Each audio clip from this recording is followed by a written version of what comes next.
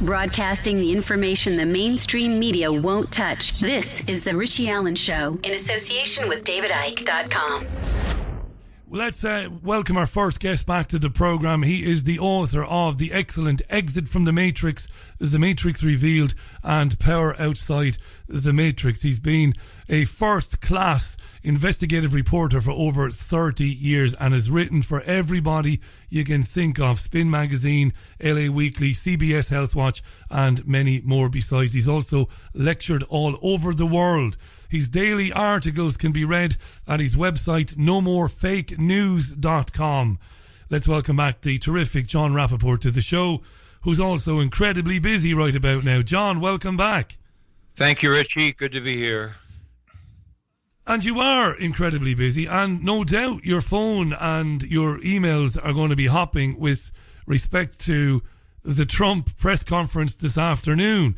Now, John, I want to talk a little bit about your article on the Fort Lauderdale shooting and, of course, the implications of that and the election process and Homeland Security. And I do want to get a comment on you from you about RFK and his relationship with Trump and possibly looking at vaccines. So much going on, John.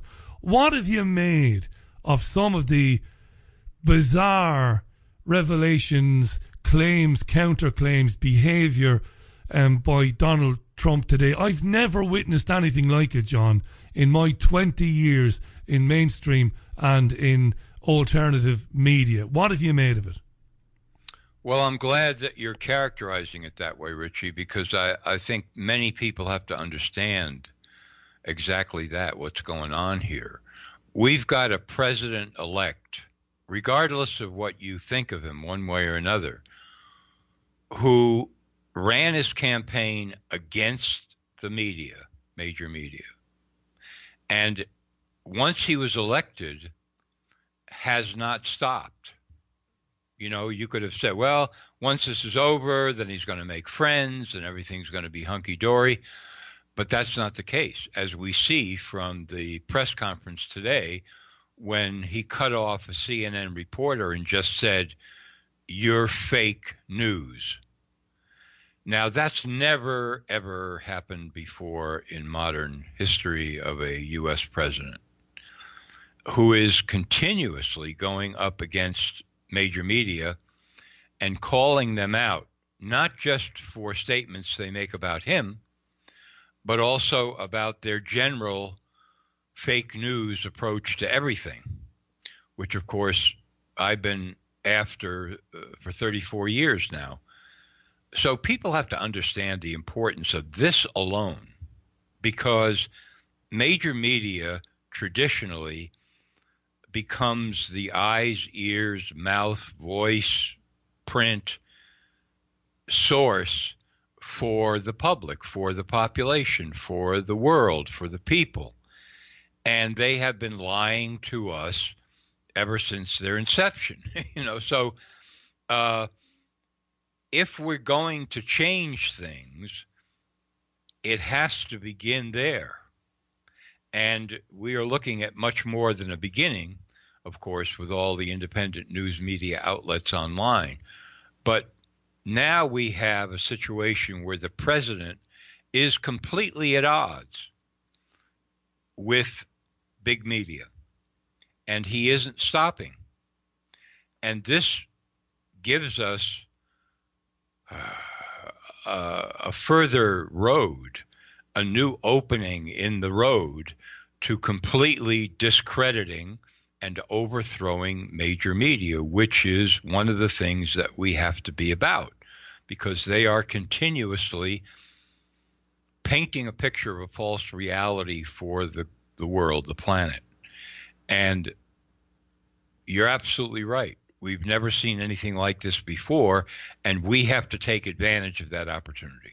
Let me be devil's advocate. You know from speaking to me before that I believe he was handpicked by the same people who handpicked Hillary and stuff. But I'm not going to dwell on that because I say it too often. I have a platform here. Are we in danger? Because I can't argue with a single thing you've said there.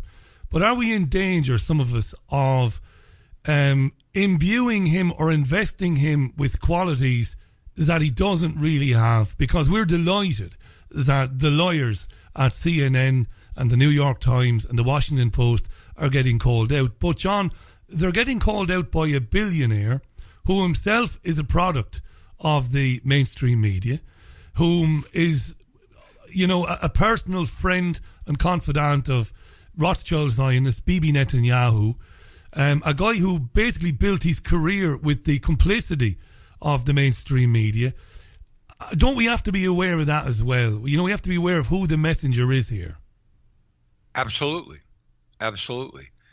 Although I don't think that's the whole story about who he is, but we have to be aware of that. And I've said time and time again on radio shows, in print, that the most important thing here is the movement of people who want freedom. I mean, that's the simplest way to put it. Freedom from globalism, freedom from elites, planetary elites. And many of those people have gotten behind Trump and supported him. Fine. But it's the movement that's the important thing.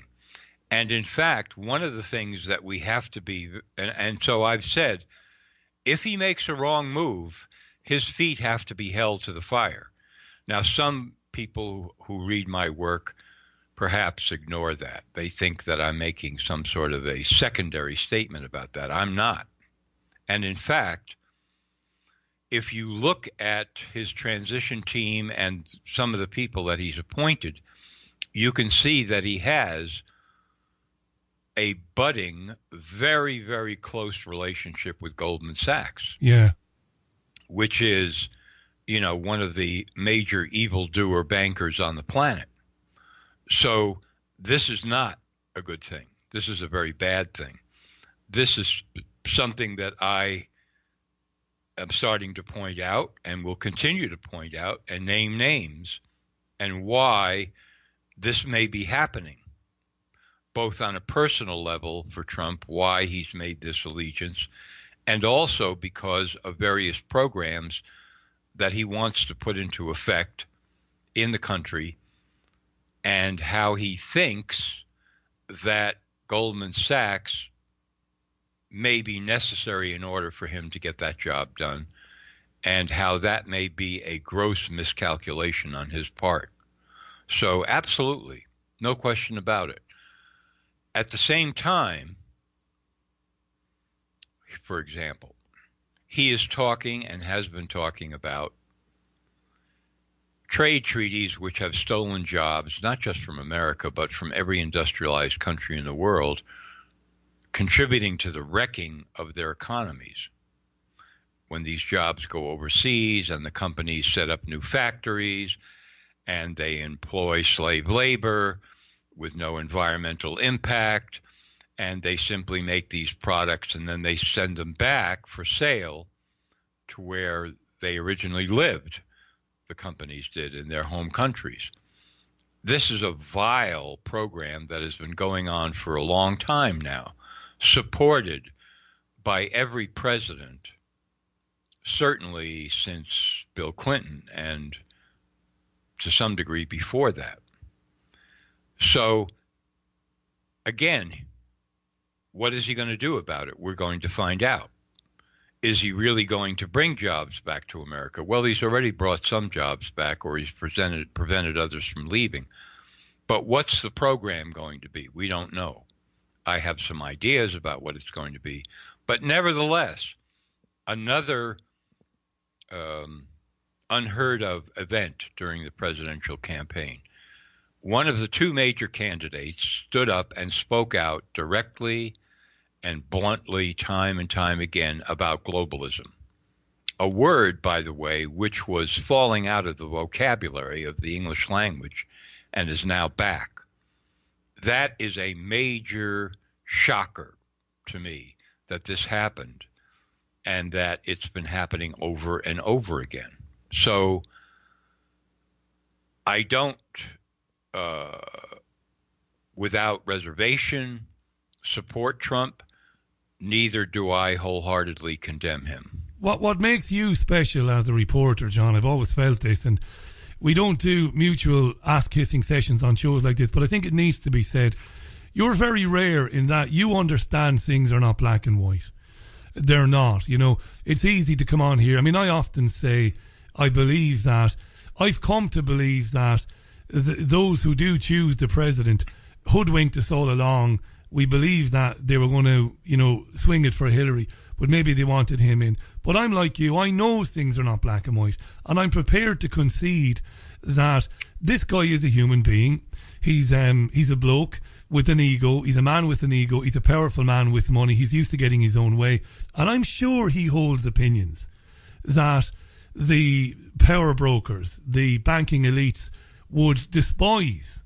There's no doubt about that. I believe him when he says that, you know, he's anti-globalism, he's anti-trade deals that ultimately only benefit the super wealthy.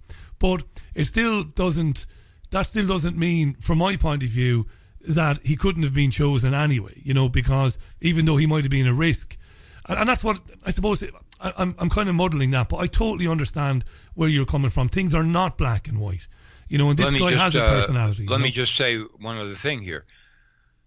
Sometimes people are chosen who then bite the hand that feeds them. Exactly, yeah.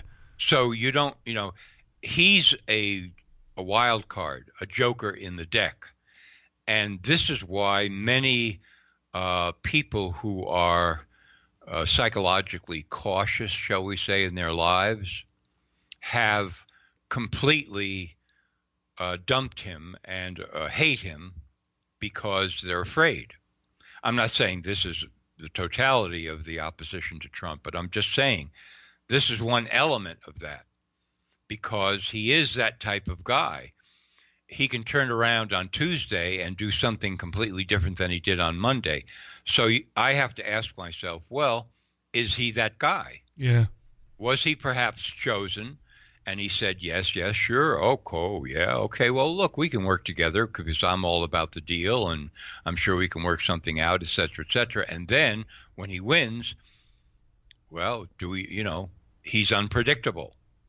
We don't know. And maybe that turns out to be a good thing.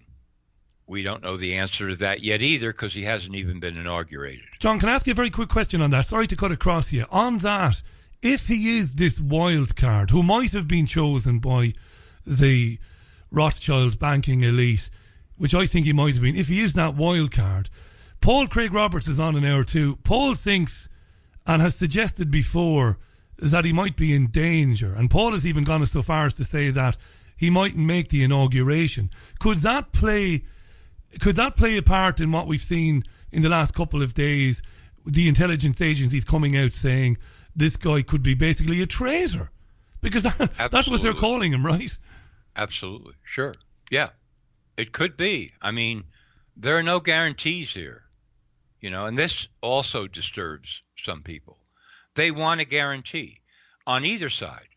They want to be able to say that, on the one hand, there are some people who want to say, look, every single major event that happens in the world or ever will happen is already preordained from an elite level, and there's nothing we can do about it. And those people take solace from that because it means they don't have to do a damn thing about anything. They can just sit there and chip away and say that we're all doomed. Then on the other side, you have the sort of wild-eyed idealists who say this person or that person is going to save us all from ruin, and he's the new Jesus Christ, and it's all going to be good, and all we have to do is wait for the aliens to land from Venus, and they're going to save the world. And so what I point out is the future is unwritten, folks. In the long run, the future is unwritten. And if you can't deal with that, then get out of the way. Because, frankly, what we need at this point, where we're at a serious crossroads here, is more and more people who are telling the truth about what's actually going on at all manner of different levels. So we've got a chance here. We've got an opportunity. Those of us who want to speak out and obtain an audience. I'll give you an example. 3 o'clock in the morning yesterday. I just happened to be up because I couldn't sleep, and I said, okay, I'm not tired, let's go to work. And there's an email from Sputnik News, the official Russian news outlet, saying, can you come on for 5 minutes and talk about the Russian hack story, the CIA, et cetera, et cetera. Okay, well, this is the major media outlet for a gigantic country. Yeah. So I said, yeah, sure, let's do it. And we did. And they asked me a few questions on the air. I gave my frank answers, and that was it. Well, that would never have happened if we had a campaign of Hillary versus Jeb Bush, and everything is quiet like a tomb, and one of them wins and the other loses, and everybody goes back to sleep again. So we got an opening here, folks. We've got an opening, and it's up to us to do as much as we can to wake up as many people as we can as to what the truth is. And you wanted to shift gears, and I do too, because look, if Robert Kennedy Jr.'s statement is correct, and I'm waiting for confirmation that he indeed has been appointed by Trump to do an independent task force report on the safety and efficacy of vaccines, and the CDC, a terminally corrupt agency, then that's another shocker. Isn't it, John? I mean, we can't overstate that. I mean, I did say to my producer, who's very, very, very interested in the issue of vaccine safety. It's something she's looked a lot into in the time that she's been involved with the program. She's a mother of children herself, and she's really on top of that issue. And she was saying to me, it's a great thing. And I said, it doesn't mean I'm right. I said, look, let's exercise a little bit of caution here. We don't know what's going on. Do you want to remind our listeners of what Robert F. Kennedy has said and done in the past with respect to vaccine and the statements he's made, John? Of course. First of all, his wedge into this whole issue was mercury in vaccines. He spent a great deal of time exposing that, writing about it. He wrote a book about that, and he was taken aback by the fact that he couldn't get arrested by major media to even go on shows and talk about the book. Here he is, a famous person, and nobody wants to pay any attention to him. He was not happy about that, I can tell you that. Then he began looking into the CDC itself, and he found a number of scandals, recent we're talking about here, scandals having to do with misrepresenting Coca-Cola, for example, and a group of scientists at the CDC, and this story has not been widely publicized, that call themselves Spider, and they issued a letter to a very high-up executive at the CDC saying there is a pervasive atmosphere of corruption vis-a-vis research on vaccines at the CDC. And Kennedy has pointed that out. And he did so again in a recent article that he wrote. So he's got a lot of the goods on the CDC.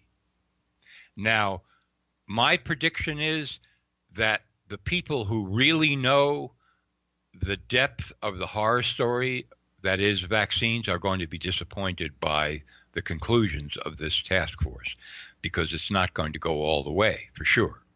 But it is at least, again, an opening that didn't exist before, that is going to get some measure of exposure to the public, that's going to crack the egg of this insane presumption that because the CDC and the World Health Organization and governments say that vaccines are absolutely essential and all of that, that we should believe that tripe. So this is going to be, to some degree, a good thing. And I'm going to report on it, and other people are, and we're going to push for more truth beyond what anything that this task force comes up with. John, it's brilliant that you acknowledge that, that we have to, and maybe independent media is getting smarter, and you've been reporting independently and telling the truth as you see it for, as you said, over 34, nearly 35 years. And we do have to be a bit smart in terms of our objectives are not to preach to the converted, but to try and get people to look at John Rappoport's articles and articles written by David Icke and others. And to do that, it's wonderful to embrace what Robert Kennedy is doing, because people will know who he is, of course, and it's going to be a way in for people. And that's a wonderful way of putting it, and people should embrace that and not get too upset if it doesn't go their way. Andy Wakefield told us last week that his interview, John, his meeting with Trump during the election was very, very productive. And he was delighted with the way it went, and he came away believing that Trump was very serious about wanting to look at the makeup of vaccines, even if Trump was not anti-vaccine per se. Well, I mean, Andy Wakefield would say he's not anti-vaccine, and I think, correct me if I'm wrong, Robert Kennedy always maintained, I'm not anti-vaccine, I'm anti what goes into them. But he said he had this, productive meeting with Trump. What do you think? Sure. Yeah. I believe it happened. I don't doubt that. There are people who are exposing certain things about vaccines who are basically pro-vaccine. They think that they can be re-engineered to be effective and safe. There are other people who don't believe that, who are sort of pulling the punches a little bit because they feel that they can make some headway if they go a certain distance but not beyond. I happen to be a person who is absolutely convinced, based on my research, that they are unsafe, highly dangerous, ineffective, worthless, inessential, unnecessary. And I'm willing to back that up all the way with evidence. So I, of all people, ordinarily you would think would be saying, well, this isn't going to go anywhere, and Kennedy's not going to do anything, and it's not going to work, and so on and so forth. But as I point out with Trump, it's the same thing. Somebody provides an opening, you take it, and you run with it, and you make the most out of it. Who that person is, we don't know. We don't know everything about Robert F. Kennedy Jr. We don't know everything about Donald Trump. We don't know everything about a lot of people. But that's not cause for sitting back and saying, oh, well, this is just another hype. It's meant to draw us in, get us enthusiastic, and then disappoint us and demoralize us. Even if that's true, even if that were true, why do you have to go along with that show? Why do you have to say, therefore, let's not do anything? I'm sick and tired of people who say, let's not do anything, because it's all manipulated all the way. Well said, John. Well said, John. You're absolutely right. It's a wonderful thing that Mr. and Mrs. Joe Smith around the US and around the world will start to hear vaccine, and will start to hear vaccine and hear it in a negative way. It's fantastic. It has to be embraced, and it's a start. And I wholeheartedly agree with that. It's 14 minutes to the top of the hour. Go to nomorefakenews.com. Bookmark it. John's articles are archived there. Evidence-backed articles. It's a wonderful thing to see, to read an article, and there are links, and there are subheadings, and there are appendices to point you in the direction of information to support the claims made by the journalist, namely John Rappoport. nomorefakenews.com. What another bizarre incident we had in Florida, and God love the people killed there, if people were killed. And I only say if people were killed. I'm not one of these who cries, oh, it was a drill, or nobody was killed. I don't do that nonsense. I assume people were killed, and if they were, you can't help but be devastated for them. But Esteban Santiago, the suspect, John, before we talk about Department of Homeland Security, there are some really serious red flags there, aren't there, with him, in terms of psychotraumatic illnesses, psychological illnesses, psychotropic drugs, and making statements that the government or people in power were experimenting on him, or were getting inside his head. These are things we've heard before, my friend, right? Sure, that's the whole basis of the CIA's MK Ultra program. Yeah. And we may have even talked about this on the air. We have. So, on the surface, this is all made to look like the ravings of a lunatic. That's the point. Major media, in one way or another, will always shade these stories so that it looks like, this couldn't have happened, it's ridiculous, and it's just another illustration that the man was completely unhinged. But suppose that's not the case, because we know that since the 1950s, the CIA has been embarked on a project of mind control. And we have the case, which is still open in my mind and the mind of many others, of the Robert F. Kennedy assassination in 1968 and Sirhan as a possible mind control patsy in that case, because there is more than ample evidence that he was not the shooter who killed RFK, even though he has been convicted and is in prison, and that he was in some way hypnotized and put into a state of amnesia about events happening around the time of the RFK assassination. So we could go on and on about this. But yes, there are many red flags about this guy and the Fort Lauderdale airport shooting. Now tell us And about. go ahead. Sorry, John. Yeah, I'm just looking at the clock, and I don't want to run out of time. The payoff, presuming or making the assumption, which maybe we shouldn't do, but let's make the assumption that this guy was some sort of patsy and he was acting under the control of a third party. Your article is excellent. I'm going to tweet it out now while we're talking from nomorefakenews.com. Talk to us about the payoff from that. Who would benefit from that? Okay, so last Friday, first of all, you have to understand that Friday is a traditional day of the week where major media outlets dump on the public significant news stories that they hope will be ignored, because it's the weekend. Everybody knows this in Washington, D.C. and in other parts of the world. This is the way they do it. Same day, right around the same time as the shooting in Fort Lauderdale.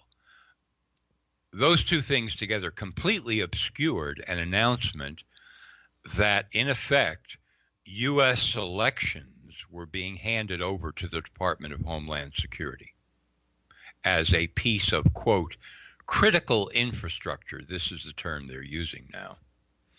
And the reason behind it being given, the Russian influence on the election, yet another way that this story is being, a fake story is being used.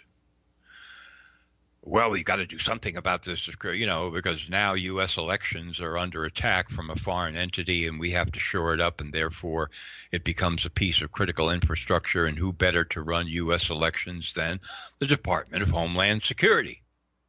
Well, in the United States, the election process and the voting process is handled by the states. People have to understand this. Each individual state has its own apparatus for voting, whether it's in state elections or national elections. And the Secretary of State of that state is the official in charge of election and vote counting and so on and so forth. And now all of that has been ripped away in a single gesture, with no vote from Congress, not even a signal from the president himself, but simply an announcement from Jay Johnson, the head of the Department of Homeland Security in the United States. And of course, all of this is couched in language like we are cooperating with the states in private and secret meetings in order to make sure that these elections are not compromised in the future. Well, cooperation is not cooperation when the feds move in to the states. The feds are in charge. It's just like when a police investigation is happening of a crime in a local jurisdiction and the FBI moves in and says, this is now a federal crime and we're taking over the investigation. That's what really happens. And so now, all of a sudden, one of the major intelligence agencies in the United States that has several 100,000 employees and 24 separate agencies under it, that was created in the wake of 9/11, that went along with the Patriot Act, is now in charge of U.S. elections? Are you kidding me? And this doesn't become a major story? I just simply came out and said, this is a coup. A coup has just occurred. Wake up. Understand what's happening here. And that is what's happening here. And I've just tweeted the article out, John. It's terrific. Again, well written, and again, bookended with references and with supporting evidence. Listen, thanks, mate, for coming on again. I know today's going to be a crazy day. I reckon you're going to get a lot of calls in the next couple of hours to talk about that press conference and, the vaccine information and much more besides. NoMoreFakeNews.com is John's website. I recommend you bookmark it, put it on your little information bar on your homepage, and check in with John regularly. Thanks, mate. Look after yourself and talk again soon. You too, Richie. Thanks as always. Great stuff, John. John Rappoport on the line to us there. Again, I can't recommend highly enough the website NoMoreFakeNews.com. He's going to rush off now and talk to somebody else.